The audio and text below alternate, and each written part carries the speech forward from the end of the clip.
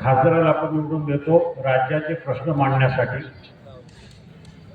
विधानसभेची निवडणूक असते त्या ठिकाणी आपल्या तालुक्याचे आपल्या गावाच्या परिसराचे प्रश्न राज्यामध्ये विधानसभेमध्ये मांडण्यासाठी आपण त्यांना निवडून देत असतो। आणि जिल्हा परिषद पंचायत समितीची निवडणूक जी आहे ही आपले रोजचे अडचणीचे प्रश्न, पाण्याचा प्रश्न असेल, रस्त्याचा प्रश्न असेल, गटाराचे प्रश्न असतील, विजेचा प्रश्न असेल, छोट्या मोठ्या गोष्टीची अडचणी असतात तेव्हा आपल्यासाठी धावून येणारा सदस्य, मग तो पंचायत समितीचा असेल किंवा जिल्हा परिषदेचा असेल, कायम आपल्यासाठी उपलब्ध असणारा सदस्य असावा अशी लोकांची अपेक्षा असते। ह्या निवडणुकीची किंवा राजकारणाची तशी रचनाच अशी आहे, त्यामुळं आपण सगळ्यांनी विचार करायला पाहिजे की आपण मतदान करताना नक्की कोणाला आणि कशाला करावं। आपल्या गटापुरतं जर बोलायचं झालं तर आपल्या समोर उमेदवार आहेत।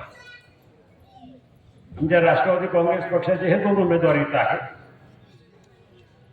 यांचे गुणवत्ता काय आहे तर काकासारखा माणूस गेले 35 वर्ष लोकांमध्ये राहणारा, गेले 35 वर्ष शेतकऱ्याच्या जीवनाशी निगडीत असलेले प्रश्न आणि अर्थव्यवस्थेशी संबंधित असणारा माणूस आहे। मग सहकारामधलं काम असेल, राजकारणामधलं काम असेल, शैक्षणिक क्षेत्रामधलं काम असेल, ही सगळं काम करण्याचा दांडगा अनुभव काकाच्या पाठीशी आहे। आमचे पंचायत समितीचे उमेदवार निलेश टेमकर ह्याच गावचे भूमिपुत्र, एक तरुण पदवीधर, या गावचे सदस्य म्हणून, ग्रामपंचायतीचे सदस्य म्हणून काम केलं, उपसरपंच म्हणून काम केलं, काहीतरी करण्याची जिज्ञासा ह्या निलेशच्या मनामध्ये आहे। आणि म्हणून अशा लोकांची आपण जर बघितलं गुणवत्ता तर समोरच्याचं काय, पावसाळ्यामध्ये छत्र्या उगवतात तशा प्रकारची लोक, त्याने मी नाव नाही घेणार। छत्री म्हटलं लोकांना कळतं, पावसाळा आणि छत्री म्हटलं लक्षात येतं। मग सांगण्याचं हे आहे की आपण नक्की विश्वास कुणावर ठेवायचा, ज्यांनी अनेक वर्ष अनुभवानं आपल्याला काहीतरी दिलंय अशा लोकांच्या पाठीशी उभं राहायचं।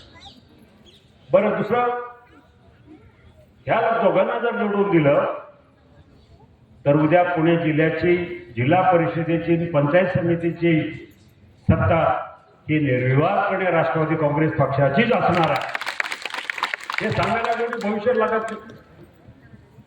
मग जर असं असेल, सत्ता आपली असणार आहे, आपला माणूस जर निवडून गेला जिल्हा परिषदेमध्ये तर जास्तीचा निधी आपल्या मतदारसंघासाठी, आपल्या गटासाठी आणण्याची क्षमता काकांमध्ये असणार। पंचायत समितीचा सभापती आपला असणार आहे। पंचायत समितीमध्ये केंद्राच्या अनेक योजना असतात, शेकडो योजना असतात, त्या सगळ्या प्रभावीपणे त्याची अंमलबजावणी करण्याचं काम पंचायत समितीच्या माध्यमातून होतं। भले निधीची मोठ्या प्रमाणात तरतूद नसली तरी वैयक्तिक लाभाच्या योजना असतील, युवकांच्या योजना आहेत, आमच्या माता भगिनीच्या स्त्रियांच्या दृष्टीनं महत्वाच्या योजना आहेत, ह्या सगळ्या योजना करण्यासाठी एक तरुण तडफदार पंचायत समितीचा उमेदवार म्हणून आपल्याला निलेश सरकारला आपण उमेदवारी दिली। आणि सगळ्यात महत्वाचं म्हणजे ह्या दोघांना निवडून दिल्यानंतर त्यांच्या पाठीशी उभं राहायला एका बाजूने मी आहे आणि दुसऱ्या बाजूला आदरणीय वळसे पाटील। आपल्या गावासाठी गेल्या 5 वर्षांमध्ये दिलीपराव वळसे पाटलांनी त्यांच्या 5 वर्षाच्या कारकिर्दीमध्ये जवळजवळ 35 कोटी 32 लाख रुपयाचा निधी दिला। मला सांगा, असं कुठलं गाव आहे तर अख्ख्या महाराष्ट्रामध्ये एक गाव दाखवा की इतक्या मोठ्या प्रमाणामध्ये अवसरी खुर्दला निधी दिलेला आहे, तरी सुद्धा आपण मताला कमी पडतो आपला तालुका। काय कारण काय? मला माहिती आहे काहीतरी 1463 मताची ह्या गावाला आघाडी दिली।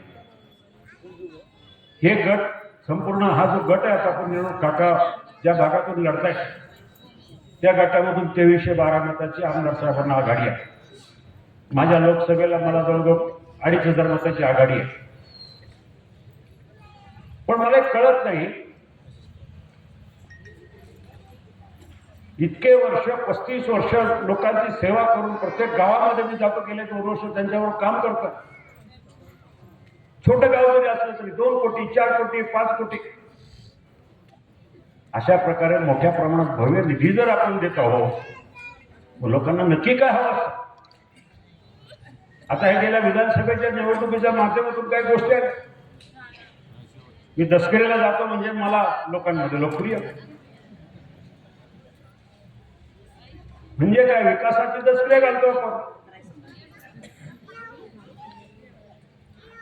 35 वर्षाच्या माणसाने महाराष्ट्रामध्ये असा एकमेव आमदार आहे,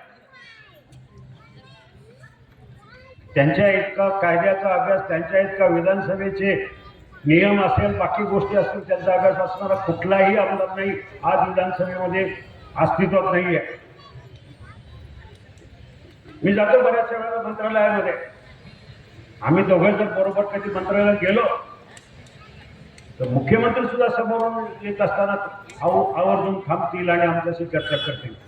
अशा प्रकारचं एक कुठंतरी दरारा आपल्या आमदारांचा महाराष्ट्राच्या राजकारणामध्ये. मग आपण कुठेतरी चुकलो नाही का? लोकसभेला काय झालं? 2 वेळेला माझा पराभव झाला. काही वेळ वाईट वाटलं, पण पराभवाला खचून गेलो नाही.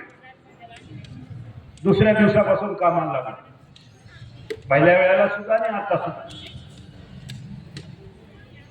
पण नुकसान झालं कोणाचं? माझं काही नुकसान नाही झालं.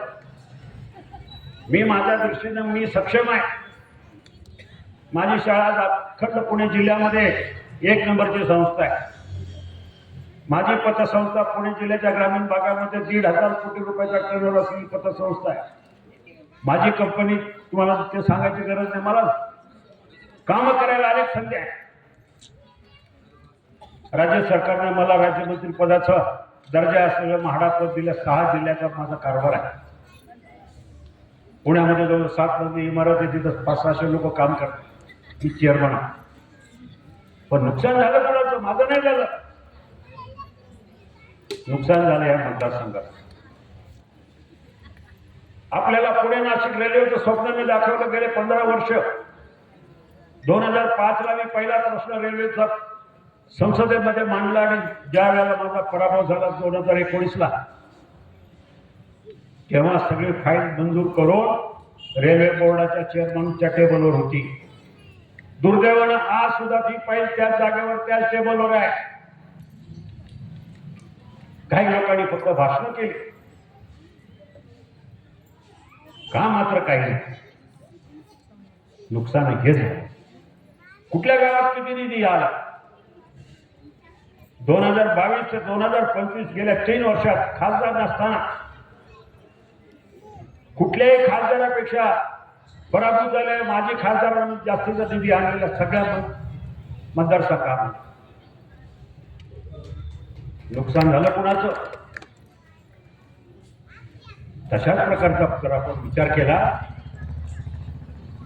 आमदार साहेबांनी अशी कुठलीही निवडणूक नाही की जिथं 60,000 70,000 80,000च्या लीडपेक्षा कमी लीड घेतली. पण ह्या वेळेला विजयासाठी संघर्ष करावा लागत. म्हणजे लोकांनी काय विचार करून त्यांना मतं दिली? फक्त 1500 मतांना विजय. 1500 मतं तर ह्याच गावाने लीड दिलं. विधानसभेला 1463, लांडवाडीने 800 मताचं लीड दिलं. नुकसान आमदार साहेबांचं नाही झालं, नुकसान आपल्या आंबेगाव तालुक्यात. गेले अनेक वर्ष महाराष्ट्राच्या मंत्रिमंडळामध्ये प्रमुख मंत्री म्हणून त्यांनी जबाबदारी घेतली. ते गृहमंत्री असेल, सहकार मंत्री असेल, उत्पादन शुल्क मंत्री असेल, उच्च तंत्र शिक्षण मंत्री असेल, वीज मंत्री असेल, अनेक खात्याची जबाबदारी घेतली. सभापती म्हणून सुद्धा काम केलं.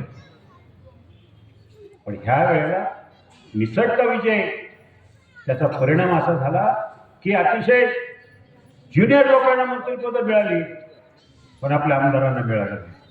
याला जबाबदार तुम्ही आणि सर्वजण. हे कुठेतरी आपल्याला भरून काढायचं. लोकांना आता कळून चुकलंय की आम्ही जे मतदान केलं समोरच्या उमेदवाराला ती कुठेतरी चूक झाली या तालुक्याची, ती चूक आपल्याला निस्तरून काढायची आणि ह्या वेळेला जिल्हा परिषदेमध्ये खऱ्या अर्थानं आदरणीय स्वर्गवासी अजितदादा पवार यांना श्रद्धांजली व्हायची असेल तर आपल्याला ह्या गावातून मी तर म्हणून 1,500 नाही, आपलं 7,500च्या वर मतदान आहे.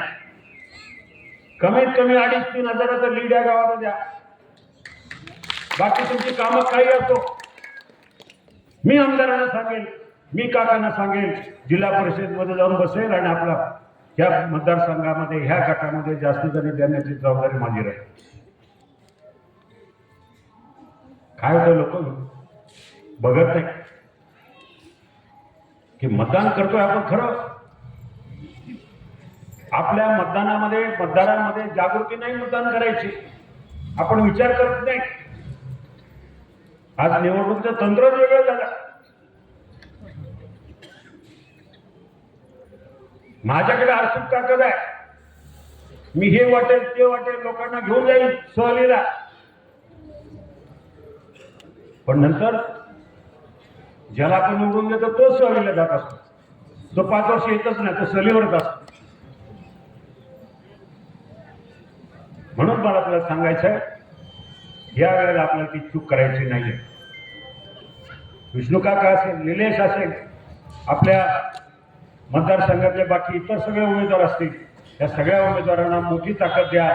आणि ह्या निवडणुकीमध्ये 2 दिवस राहिले, परवाचाच दिवस आहे. खरा क्रांती करा आंबेगाव तालुक्यामध्ये, सगळ्यांनी जागे व्हा आणि जे विधानसभेला घडलं, जे लोकसभेला घडलं, संपूर्ण तालुक्याचं होते. मोठ्या प्रमाणामध्ये आपण खूप सुधारू. राष्ट्रवादी काँग्रेस पक्षाच्या पाठीमागे उभं राहा, एवढीच या ठिकाणी विनंती करून थांबतो. धन्यवाद. जय हिंद, जय महाराष्ट्र.